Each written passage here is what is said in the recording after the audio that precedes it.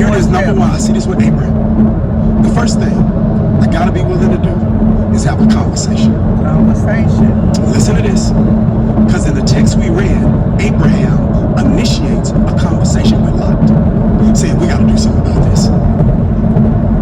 Because the conversation gives the people an opportunity to get a revelation of how their behavior is impacting you. Listen to me. What most people do when they're trying to have a corrective conversation or a revelatory conversation, I need you to get a revelation of what this is like for me. Because you don't have 318 trained men. So you don't know what it's like to gather them up together. So, I can reference one of my cousins when I was listening to, I can reference one of my cousins to the situation. So the name of the sermon is This Is a Lot. And I think oftentimes, especially in our community, we are taught that, that's family. Baby, listen, and I say it often. Family will mess over you before a person off the street will, because they've been around you and they know your triggers. So yes, your family members will mess over you before a person off the street, because a person off the street really don't know how to approach you when it comes to stuff like that. But your family members, they know those little deeds that they can do to get it into your brain. Okay. This is important now, because remember, the conversation gives them an opportunity to grow from hearing it. It gives you an opportunity to grow from having it. It's supposed to. Because these conversations require you addressing emotional snipers. And those are the emotional issues you can't see. You can't see a sniper. So if it's an issue you know about, that's not a sniper. The sniper is the one you don't know about. Can't see. And sometimes having these conversations helps overcome those snipers. Fear, rejection, people pleasing. And I explain to you the setting, the behavior, and the impact. And you still don't make an adjustment. Now you force me to the second step. Second step. That's limitation. Limitation. That means now I set boundaries and I deal with you in doses. And I determine the dosage. When I start feeling side effects from my association with you, that's too much of a dose. Too much. Y'all aren't talking to me. Some of our issue is you're not dealing with them in doses. You talk, there's nothing wrong with talking with them, but you're talking too long. There's nothing wrong with being around them, but you're around them too long. You're taking it too far. You can only handle it in doses. I got to go.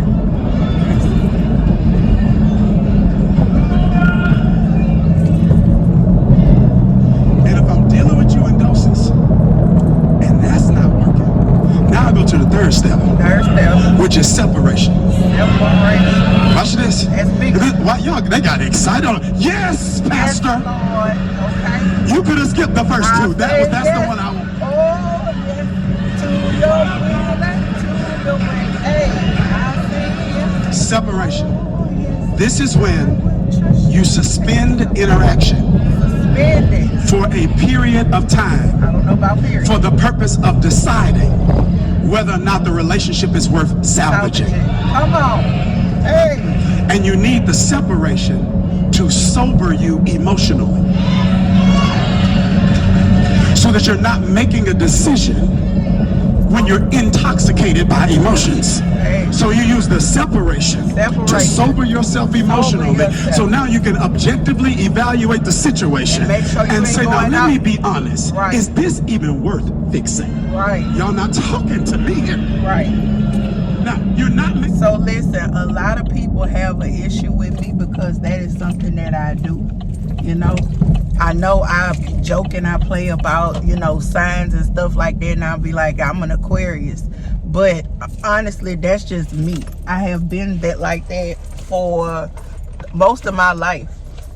Rather me. Your judgment on their worth. Because everybody's equally valuable in the eyes of God. But everyone doesn't add equal value to you. So you got to ask yourself it honestly. See, Henry Cloud in his book Never Go Back says this. He gives like 10 reasons for never going back. And here's one of the first ones. I'll never forget this. He said, never go back if the reason you left is still there. Hey, I have Play, Tario. I got one. I got to go to Morehouse. Here it is. Never go back if the reason you left is still there. Separation. Let me suspend interaction so I can sober myself emotionally to decide whether or not this is even worth fighting for. What am I fighting for?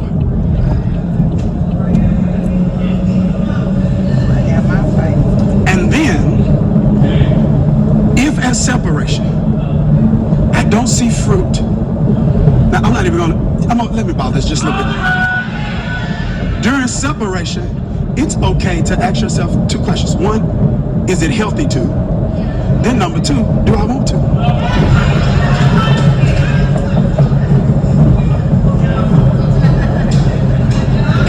Do I want to? What are my wants telling me? It's not, do I want to do the work? Do I want to apologize? That's different. But actually, am I in a season where I want what comes with them?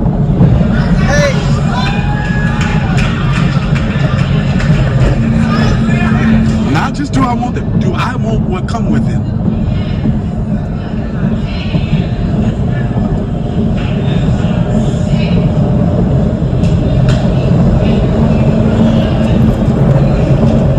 And if in that season I realize, okay, it's not best for us to continue. Here's the mentality you gotta have. In the kingdom, God does not have to hurt somebody to help me. Do you understand? So, what I just got from what he said, okay? Because there was a situation with a family member of mine who would always ask because she did not know, okay? And I guess she felt like she didn't have other people that she could go and talk to about situations. So she would ask me and I would give my advice. Now understand, I understand that advice is merely that, just advice. But it is when you give that said advice, it is not followed. And the results of what you told that person that it's going to be. And they come back to you like, okay, what's next? It's no what's next. You showed me you don't value what I say.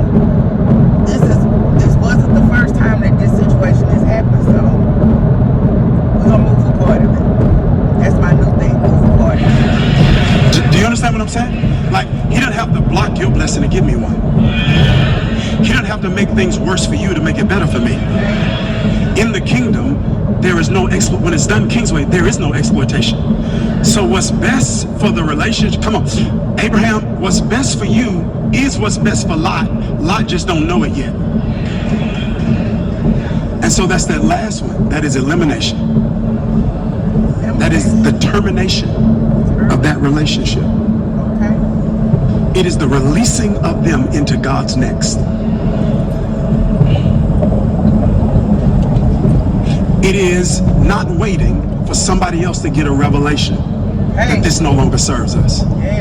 It is taking the initiative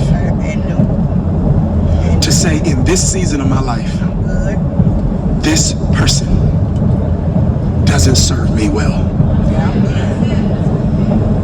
And this was Abram's family.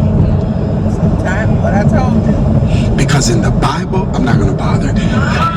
In the Bible teaches that your honor, you should always honor, but intimacy is based on character, not last name.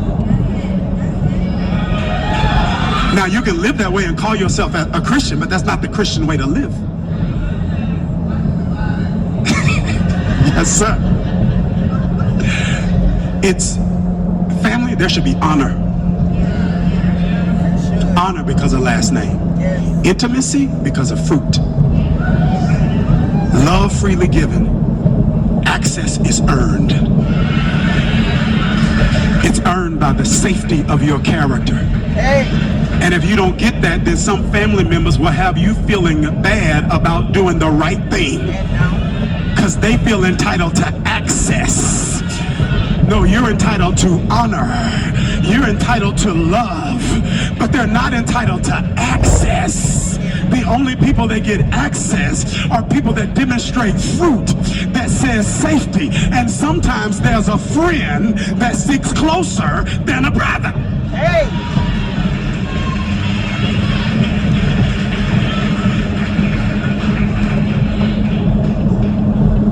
And the reason I'm on this, let's go, Tario. The reason I'm on this, I want you to feel my heart with this. And I think especially when he said that sometimes there's a friend that sits closer than a brother. Listen, I am close to one of my friends, probably closer to her than I am my sister. And I think that has a lot to do with probably growing up, you know, some of the stuff that happened.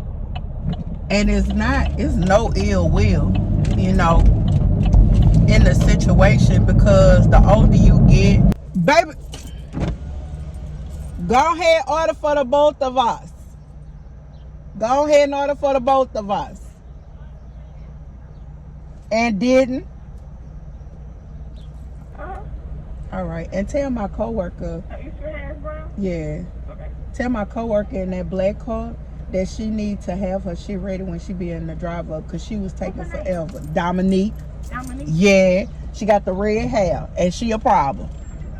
Somebody she say you're a problem. Watch what she say. She said bye.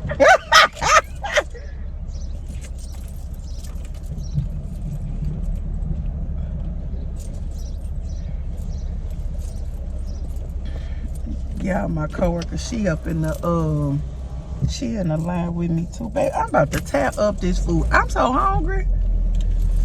I'm so hungry.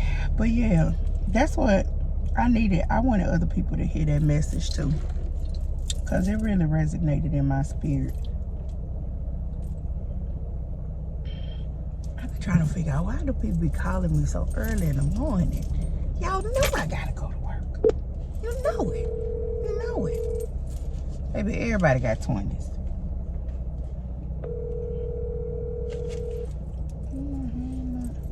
I'm calling.